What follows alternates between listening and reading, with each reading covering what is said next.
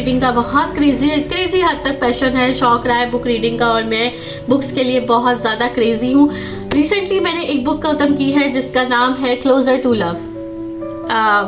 थोड़ी उल्टी होके आ रही है, लेकिन क्लोजर टू लव है इस बुक का नाम। एंड ये बुक जो है वो बहुत मज़े की बुक है, आप यकीन नहीं कर सकते। मैंने ये पूरी बुक पढ़ी है, मुझे कितने टाइम लगा है, मुझे ना 3 महीने लगे हैं इस पूरी बुक को कंप्लीट करने में, लेकिन ये इतनी मज़े की बुक है। वेक्स किंग ने जो है ना ये बुक लिखी हुई है, और इट्स अबाउट कि ना किस तरह से आप अपनी लाइफ में रिलेशनशिप्स को अट्रैक्ट कर सकते हैं, राइट रिलेशनशिप्स को अट्रैक्ट कर सकते हैं, और अपने कनेक्शंस को कैसे डीप कर सकते हैं। और इसमें इतना कुछ अच्छा लिखा हुआ है ना, आप मतलब ये बुक पढ़ेंगे ना आपको बहुत चीज़ें समझ आएंगी।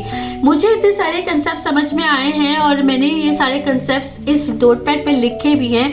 मैं आपको बाद में बताऊंगी भी कि मैंने 3 पेजेस भर के लिखे हैं सारे कंसेप्ट, और मैंने कुछ वीडियोस भी बनाई हैं इन सारे कंसेप्ट्स पे। एंड मतलब इसमें सारी इतनी मज़े की बातें लिखी हैं। अगर आपको याद हो तो एक मूवी आई थी, कंट्रोवर्शियल मूवी बहुत बनी थी, और उसका नाम था कभी अलविदा ना कहना।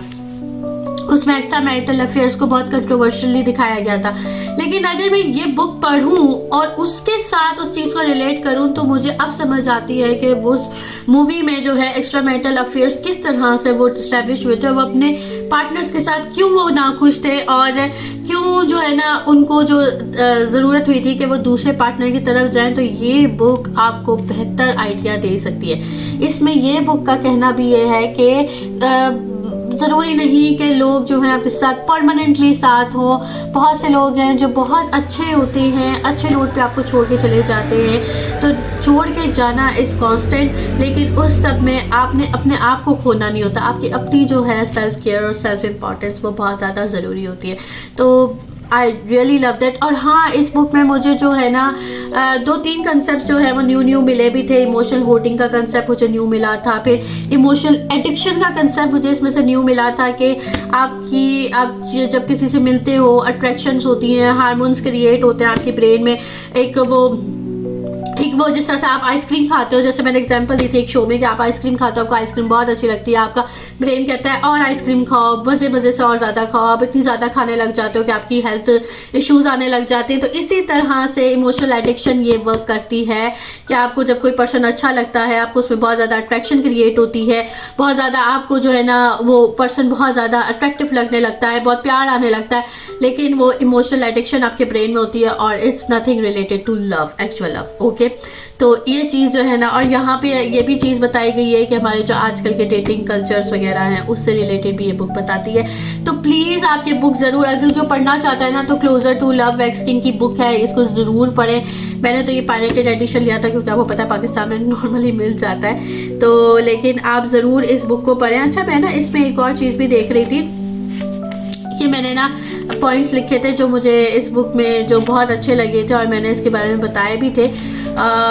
इसमें सेल्फ ट्रस्ट की बात आई थी कि खुद पे ट्रस्ट होना ज़रूरी है, कि आप किस इंसान को पसंद करें तो खुद पे ट्रस्ट होना ज़रूरी है। फिर बताया था कि रिलेशनशिप्स में 2 इश्यूज़ होते हैं, आपके हर रिलेशनशिप में 2 इश्यूज़ होते हैं।